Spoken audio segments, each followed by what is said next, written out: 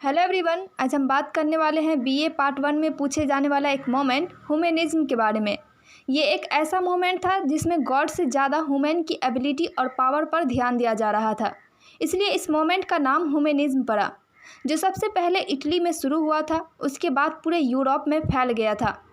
इस मोमेंट की शुरुआत 3 इटालियन राइटर डांटे एलिगरी, पेट्रार्च और गियोवानी बोccaccio के वर्क के द्वारा हुआ था।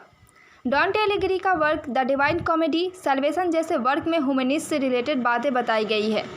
इसके अलावा पेट्रार्च एक रिलीजियस पर्सन थे और इन्हें ह्यूमनिज्म का फादर भी माना जाता है, क्योंकि इन्होंने कई सारे पुराने मैन्युस्क्रिप्ट को डिस्कवर किए थे।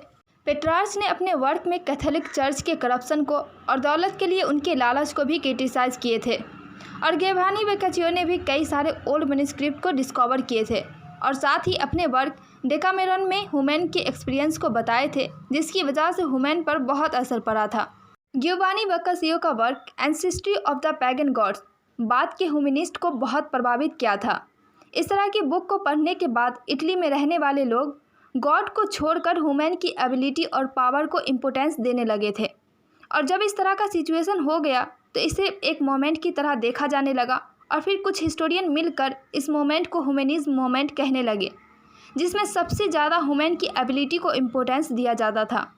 इस मोमेंट में कैम्ब्रिज और ऑक्सफोर्ड दोनों यूनिवर्सिटी बहुत फ्लोरिश किया था, क्योंकि ह्यूमनिस्ट का मानना था कि सभी ह्यूमन बीइंग्स के लिए एंशिएंट और क्लासिकल नॉलेज बहुत इम्पोर्टेंट है। और इसी टाइम में प्रिंटिंग प्रेस भी आ गया था, जिसकी वजह से 2 फेमस ह्यूमनिस्ट डिडेरियस इरेस्मस और थॉमस मोर ह्यूमनिज्म मूवमेंट को पूरे यूरोप में फैला दिए थे, और इसी वजह से इन्हें रेनेसांस ह्यूमनिस्ट के नाम से भी जाना जाता है।